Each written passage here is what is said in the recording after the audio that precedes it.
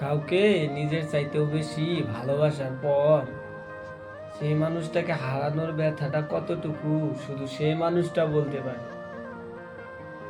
যে মানুষটাকে না দেখলে দিন কাটতো না, যে মানুষটার সাথে কথা না বললে গলা দিয়ে ভাত নামতো না, যে মানুষটার সাথে কথা না বলে কখনো ঘুমাতাম না, সেই মানুষটাকে আজ বহুদিন ধরে দেখতেও পাই না, তার কথাও শুনতে পারি না, এমনকি সে কেমন আছে সেটাও জানতে পারি না।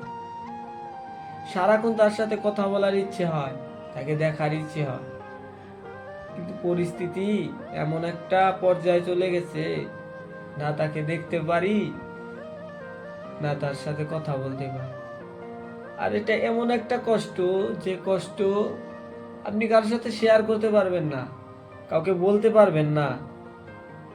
এই কষ্টটা আপনাকে নিজেকেই বহন করতে হবে। আপনি এই কষ্ট থেকে মুক্তি পাওয়া সম্ভব নয়। আর এই কষ্টটা সারা জীবন আপনাকে ধুকে ধুকে মারবে। আর সমাজ আপনাকে বলবে খারাপ ছেলে। আপনার সাথে কি হয়েছে সেটা আপনি ছাড়া কেউ বুঝতে পারবে না।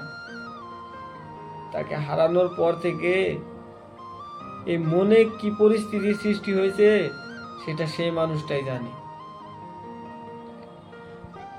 সেই মানুষটার কাছে, যে মানুষটা নিজের প্রিয় মানুষটাকে হারিয়ে ফেলেছে, সেই মানুষটার কাছে পৃথিবী আর পৃথিবী নেই, তার জীবনটা আর জীবন নেই, তার বেঁচে থাকার কোনো ইচ্ছা নেই।